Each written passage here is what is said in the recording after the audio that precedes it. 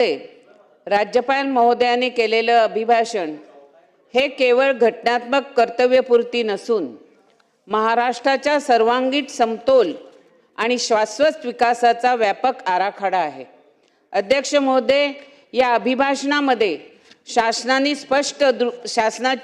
स्पष्ट दृष्टी, ठोस नियोजन आणि जनतेप्रती असलेली बांधिलकी प्रभावीपणे मांडलेली आहे। अध्यक्ष महोदय, मी या अभिभाषणाचं मनापासून समर्थन करत आहे।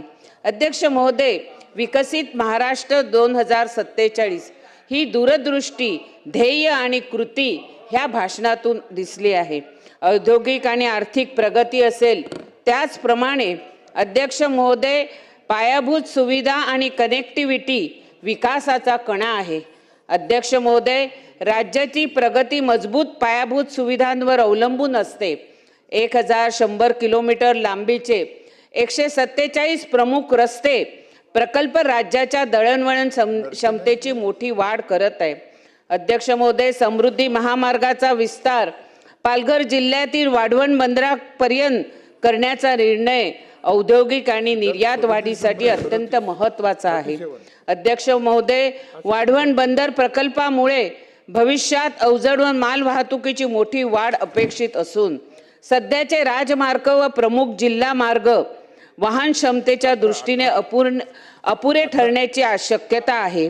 त्यामुळे वाहतूक कोंडी, अपघाताचा धोका, पावसाळ्यात दळणवळण विस्कळीत होण्याच्या समस्या निर्माण होऊ शकतात। अध्यक्ष महोदय, या पार्श्वभूमीवर वाढवण बंदर परिसरातील महत्त्वाच्या रस्त्याचे तातडीने दुपदरी काँक्रिटीकरण व मजबूतीकरण करणं आवश्यक आहे। अध्यक्ष महोदय, IIT मुंबई यांच्या वाहतूक विश्लेषण अहवालानुसार काही प्रमुख मार्गाचे चौपदरीकरण अपरिहार्य आहे। याबाबत सार्वजनिक बांधकाम विभागामार्फत शासनास प्रस्ताव तयार करण्यात आलेले आहेत। याशिवाय डहाणू, तलासरी, विक्रमगड, पालघर येथील खाणीतून होणाऱ्या गौण खनिज वाहतुकीमुळे रस्त्याचे नुकसान टाळण्यासाठी तातडीने रस्ते सुधारणा व मजबूतीकरण अत्यावश्यक आहे। अध्यक्ष महोदय, महाराष्ट्राची सागरी अर्थव्यवस्था अधिक सक्षम करण्यासाठी सर्वप्रथम पायाभूत सुविधांचा व्यापक विकास करणे गरजेचे आहे। अध्यक्ष महोदय, बंदर परिसरातील रस्ते, railway, multi modal connectivity, logistic park आणि वेअर हाऊसिंग सुविधा मजबूत केल्याशिवाय या गुंतवणुकीचा पूर्ण लाभ मिळणार नाही। अध्यक्ष महोदय, कालबद्ध आणि प्रभावी अंमलबजावणी सुनिश्चित करणे अत्यावश्यक आहे।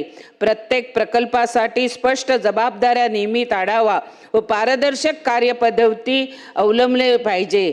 विलंब टाळण्यासाठी प्रशासकीय प्रक्रिया सुलभ करणे तेवढेच महत्त्वाचे आहे। अध्यक्ष